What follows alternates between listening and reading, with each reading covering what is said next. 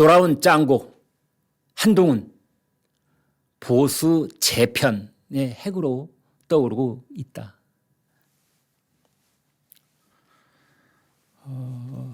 일단은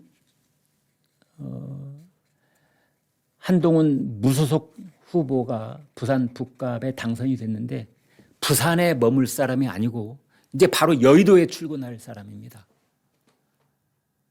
그러면 한동훈에 대해서는 지금 이제 국민의힘에서 바로 복당시켜야 된다.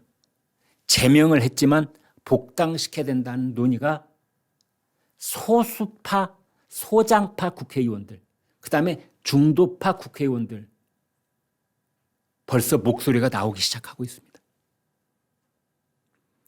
그리고 한동훈 국회의원 당선인은 이미 국민의힘 내부에 20명으로 카운트하기도 하고 30명으로 카운트하기도 하는 친한파 현역 의원들이 있습니다. 그 친한파 의원들의 리더가 되는 겁니다. 비주류의 리더가 되는 겁니다. 우리가 누구를 주류라고 하고 누구를 비주류라고 하느냐. 당 대표와 지도부를 주류, 그렇지 않으면 비주류 이렇게 봐야 되는데 한동훈 후보가, 한동훈 당선인이 이제 주류가 돼서 이끄는 친한파는 자고 일어나면 숫자가 늘어나 있을 겁니다. 관망을 하고 눈알을 굴리고 있던 일부 의원들은 나 원래 친한이었어. 이렇게 손들고 나설 가능성도 있는 겁니다. 그래서 친한파의 결속과 확대가 있을 가능성이 있다. 필연적으로 장동혁 대표와 지도부와 대치 국면이 벌어질 가능성도 있습니다. 그러면서 일부에서는 조기 전당대회 소집을 요구할 가능성도 있습니다.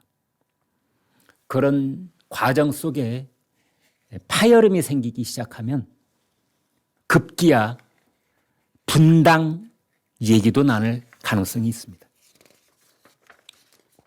그래서 보수 재편의 움직임이 가속화될 것이다.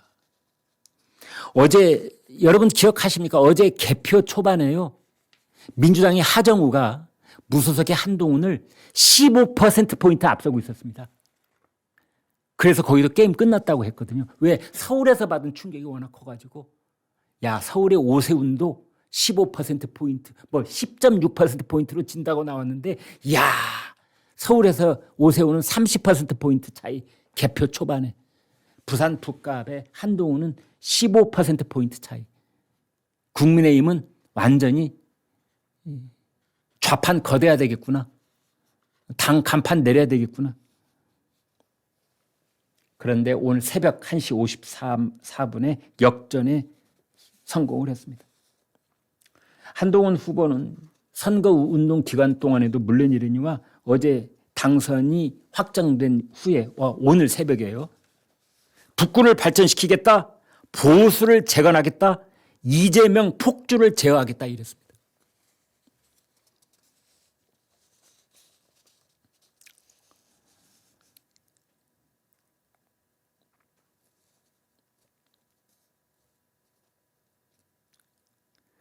한동훈 후보는 사실은 비토를 하는, 거부하는 그런 분들이 꽤 있습니다.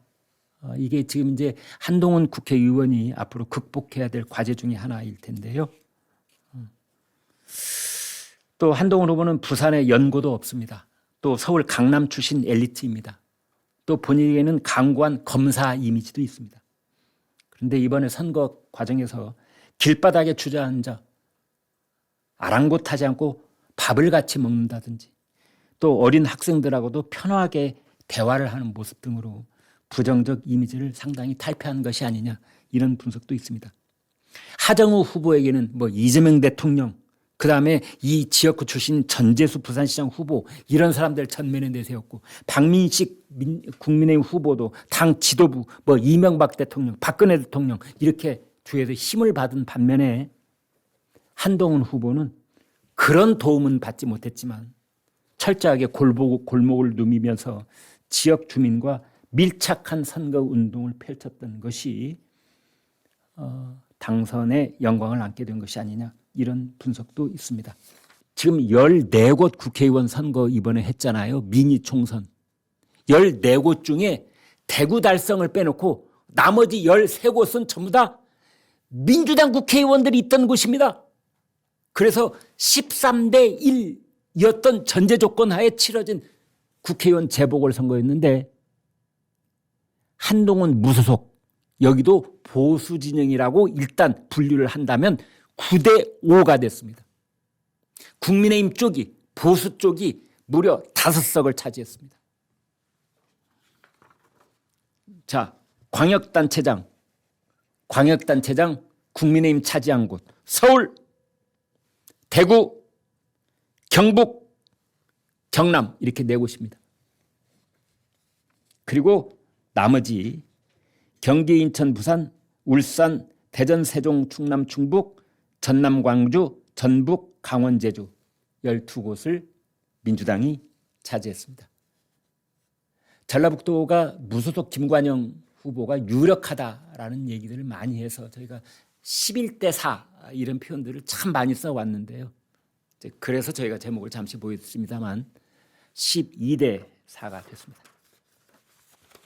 그리고 국회의원 재보궐에서는 경기 평택을의 유이동, 충남 공주부여 청양의 윤용근, 부산 북갑의 한동훈, 물론 무소속입니다만 곧 국민의힘으로 돌아올 가능성이 매우 높습니다. 대구 달성의 이진숙, 울산 남갑의 김태규, 이렇게 5명 국회의원 배지를 달았습니다. 그런데 여기서 반드시 지적해야 될 사항이 하나 있습니다. 지상파 방송 3사와 종편 중에 하나인 JTBC가 실시했다는 출구조사와 예측조사. 감히 한마디로 이건 엉터리다. 엉터리도 이만저만한 엉터리가 아니었다. 이렇게 말씀드리지 않을 수가 없습니다. 서울시장만 놓고 봤을 때 방송 3사는 정원호가 5.4포인트 앞선다고 했었고 JTBC는 정원호가 10.6포인트 앞선다고 했습니다. 어제 방송 때 제 이쪽에 앉아 있었던 호준석, 오세훈 후보 캠프의 대변인을 맡고 있던 이가 그 출구조사 결과를 놓고 충격을 받아서 한동안 말을 잇지를 못했던 그런 상황도 빚어졌습니다. 그런데 JTBC의 10.6포인트 차이, 그 다음에 방송 3사의 5.4포인트 차이, 전부 다 엉터리였습니다.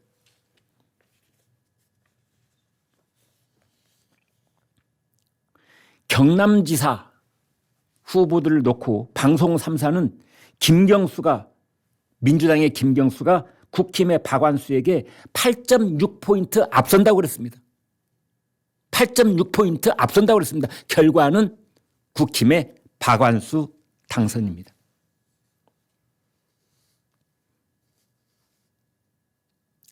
다음 대구시장을 놓고 방송 3사는 추경호와 김부겸의 격차가 0.8포인트라고 그랬습니다. 0.8포인트. 그런데 결과는 0.8이 아니라 8.8이었습니다. 30억 가까운 돈을 썼다는 방송 3사의 출구조사 한 건 맞습니까?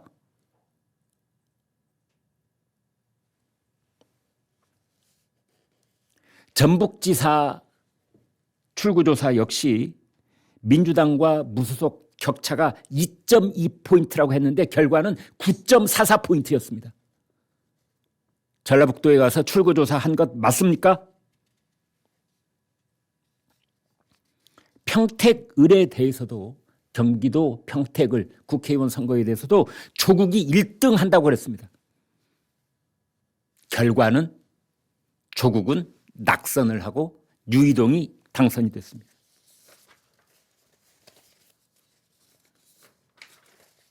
나중에 따로 말씀드릴 기회가 있겠습니다만 우리나라의 이 출구조사, 우리나라의 예측조사, 이것에 대해서도 이제 전반적인 불신 국면으로 접어들지 않았는가. 그래서 이제 아마 방송 3사에서도 지금 난리가 났을 겁니다.